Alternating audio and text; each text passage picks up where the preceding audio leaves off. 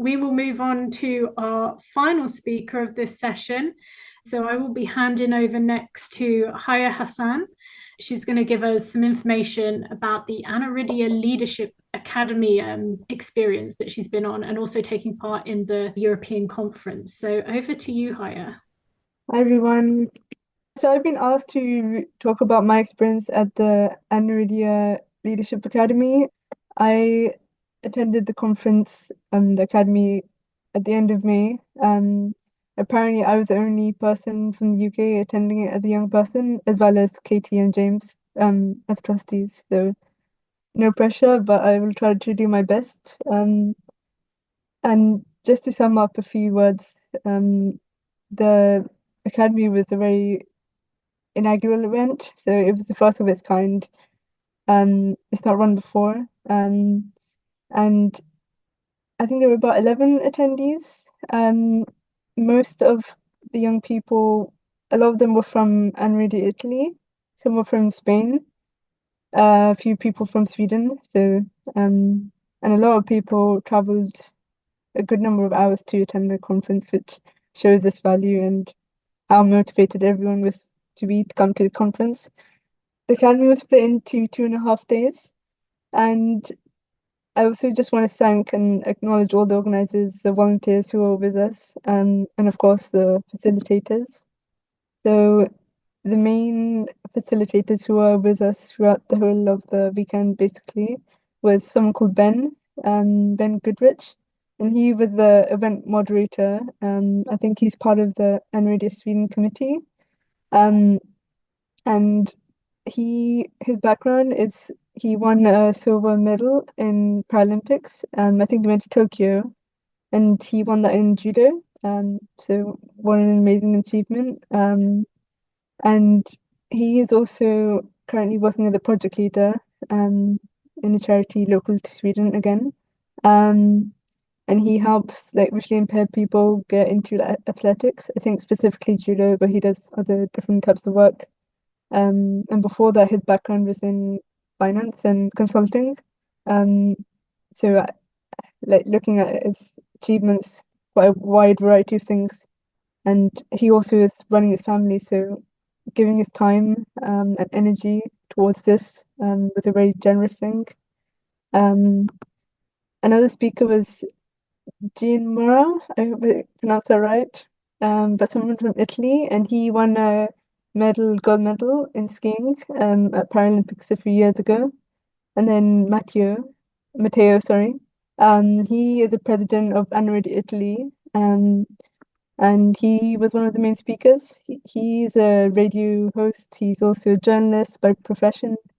They have a podcast. So Aniridia Italy is one of the main or one of the largest national charities among those in Europe, like Aniridia Norway, Aniridia Spain.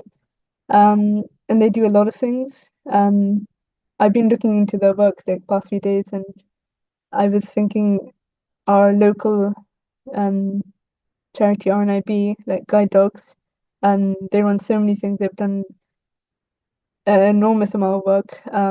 And so they have like Matteo is also involved in the Euramis Plus program, um, and that's running quite recently. So that supports the education, training, youth and sport programs that are run in Europe.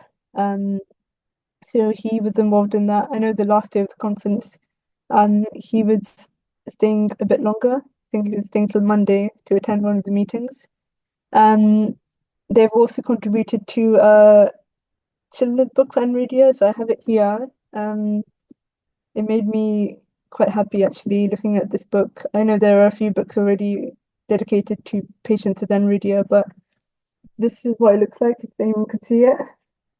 Um, and I was just reading through it, and it's um, quite informative book. It makes me laugh. It's got some humor in it. Like the illustrations are great as well. So even though I'm 25 myself, I was reading it and I was like, oh, I can relate to this. So they put a lot of time and dedication into that clearly.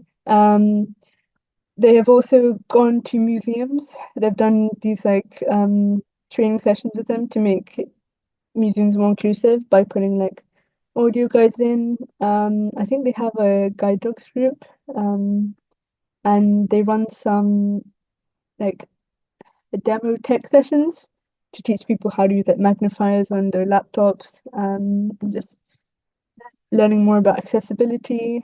And one last thing, I know they've done something called Aniridia Roots.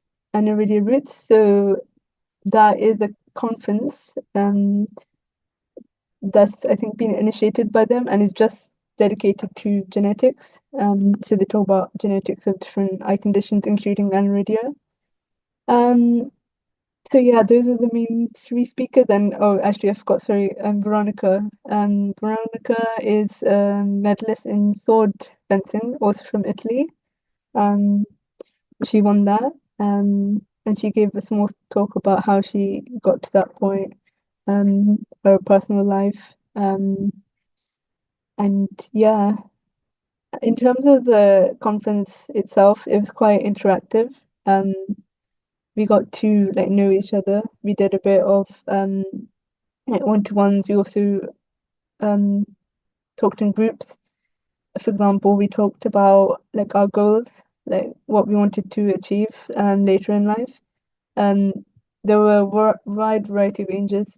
So some people were 16, some people were 19, some people were at school, some people were about to go to university. So we talked about like what jobs we wanted to do, what um new subjects we would take on, um, going to further education. We also did some public speaking, practice that. And I think one goal of that was to help raise our voice and like develop our body language and our confidence in general.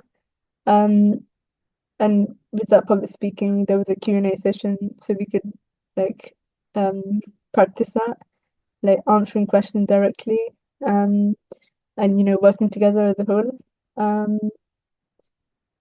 and other talks, one of my fondest talks was somebody by Solvi. So she is a committee member of Aniridia Norway, and um, I really admired her talk for like how optimistic she was, and how she like convinced us to take a similar approach. For example, she talked about creating an image in our head, and like affirmations, so saying um, that I can do this, this is possible for me, um, and she said like self-image is such an important thing, um, and not to compare ourselves all the time. Sometimes that comparison can be good, in terms of like competition, but it's important to remember that we are as good as the next person, whether we have a disability or not.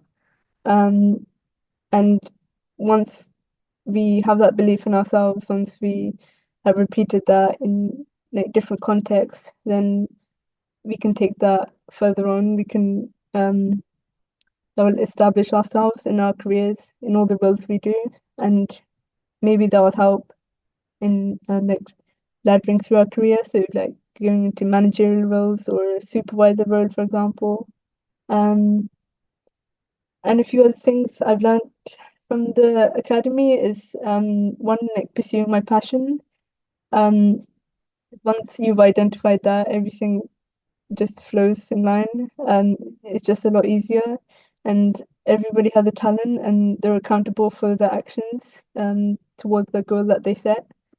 Um, and in terms of once you set the goal, resilience is a very important part. Um, in terms of resilience in the face of disappointments as well, because it's not always about like toughening up, but it's about like developing resources, um, in terms of like self-care, um, in terms of like going out into the world.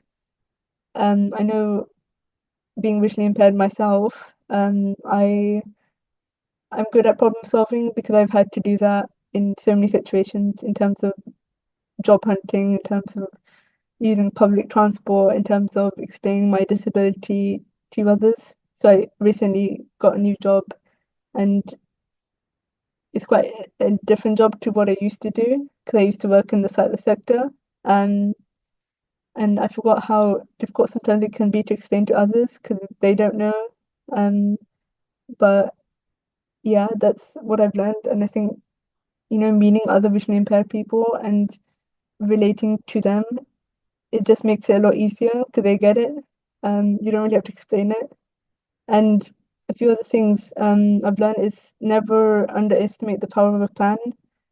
Um, Planning is one of the most important things. As they say, failing to plan or plan to fail, failing to plan is the plan to fail, I think. And then um, I know sometimes things can go wrong and sometimes you have to change directions. So it's important to be prepared to change directions to get where you want. You might start in one area. Like I said, I used to work for the service sector, now I work in a different area. Um, and sometimes that trial and error can be good. Um, and also in terms of like pursuing goals, it can be in anything. It can be in education, it can be in employment. So although I finished my university degree a few years ago, I might go back to it. But right now I want to focus on like my job. I want to focus on like the career I'm planning. But then when I go back to university, I want to just solely commit to that because it's important to finish what you started, and that's something that Ben said to me when I was saying this is where I am at. What do you think? And the ladder to leadership, it's such a it's quite a dynamic thing. It can be more about like it's like scaffolding. Like you have to build these strong structures, these solid structures before you get into anything else. You need to have a strong like support system. You need to have connections. Um, and that's why they say it's who you know, it's not what you know. Um, so yeah, and I also was fortunate and so grateful that I had enough time to meet some of the attendees from the main Aniridia conference, which was more of the scientific conference. Um, and it was, yeah, a very terrific experience. Like the energy in the room was great. Like I met a lot of keynote speakers, some from a research background, some from a more education background. Um, and yeah, every moment was charged with inspiration, determination, and seeing people having traveled from like all over the world. Um, and I think it was such an immersive experience. It kind of reminded me like the importance of empathy, like connecting with each other, collaborating with one another.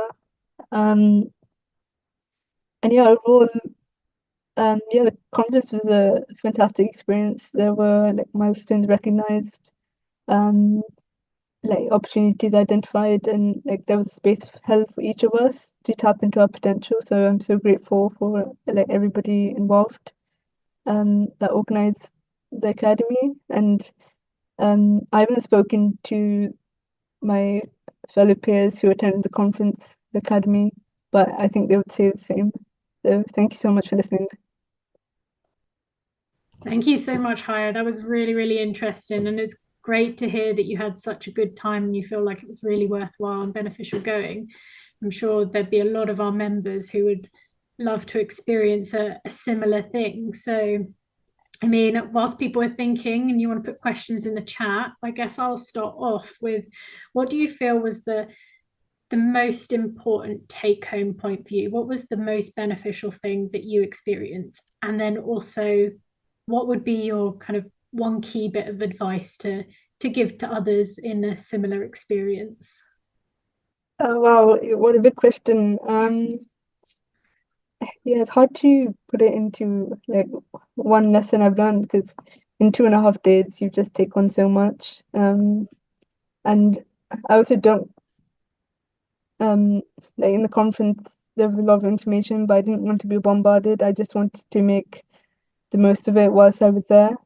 Because I know these opportunities don't come as often. Um, but I guess one take-home message was, um, I guess, uh, I guess making the use of your connections, like learning from others, and the beneficial part of like networking events like this is you can teach others something that you've learned. Um, I think I was one of the oldest persons there. I was 25, others were younger than me. Um, so I could tell them like the importance of experience.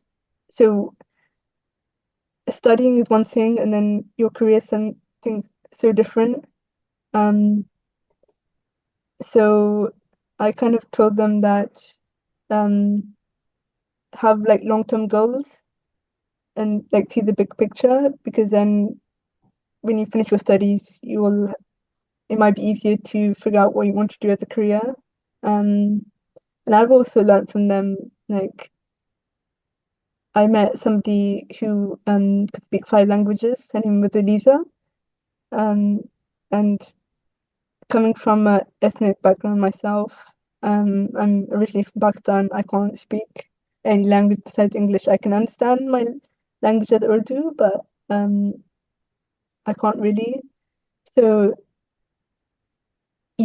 fostering those interests um, outside of work, so like volunteering, for example, which she does, I think, outside of her studies, that's quite an important thing, like contributing, giving back to the community. So yeah, that's what I would say. I hope I have answered the question. Yeah, no, that's brilliant. Thank you so much. I always a pleasure to hear from you. I'm curious, as James here, I'm curious to ask you, hey, about what can we as Aniridia Network do to sort of help you further on this confidence and leadership journey? And what would you suggest that we do for other people like you? It's possible that there might be another leadership academy like this in 2 years' time, but have to wait and see. But so just within the UK, what would you like to see Aniridia Network doing for young people? Yeah, I was in the UK. Unfortunately, I hate to say this, that I've not attended any support groups recently, or in the past. Um, so I don't know who has attended those groups. But I guess like, as a young person, right now the job market's quite tough. It's not easy to find a job. Um, and I know lots of people come out of university um, struggling, um, even finding that foundation to start their career, like finding an internship.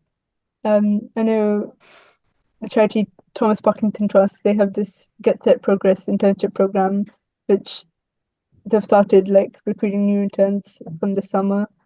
Um, so I guess like partnering with different charities like that and um, getting people involved.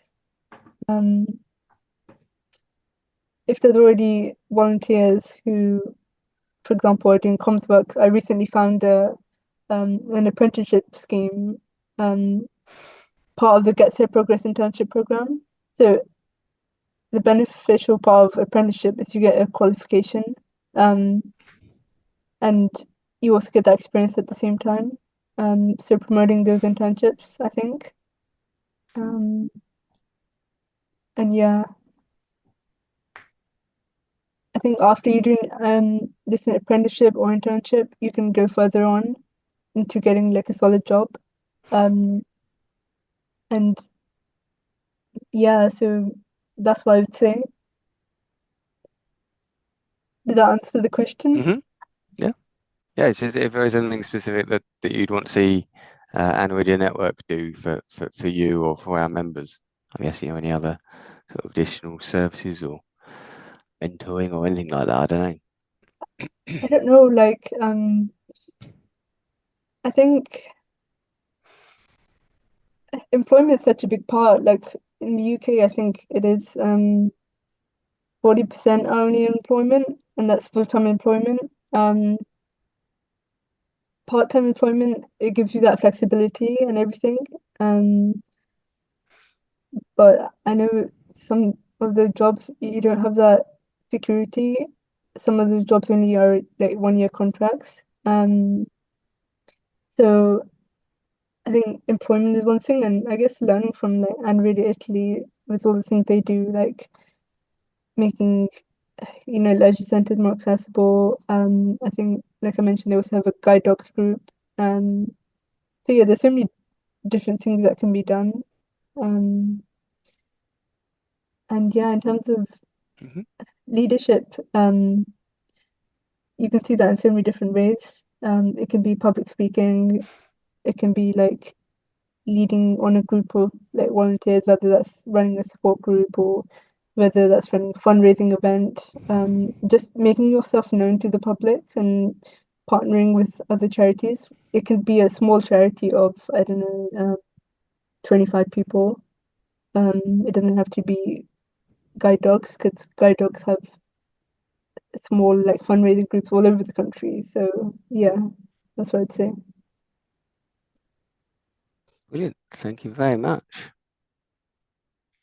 Brilliant. I think that's all the questions we have so far. But as with anything, like if you do have questions for our speakers, do feel free to get in contact with them.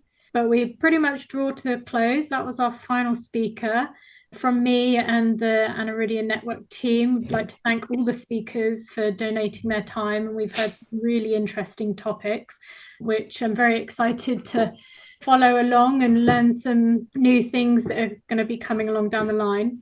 And just thank you for everyone for attending.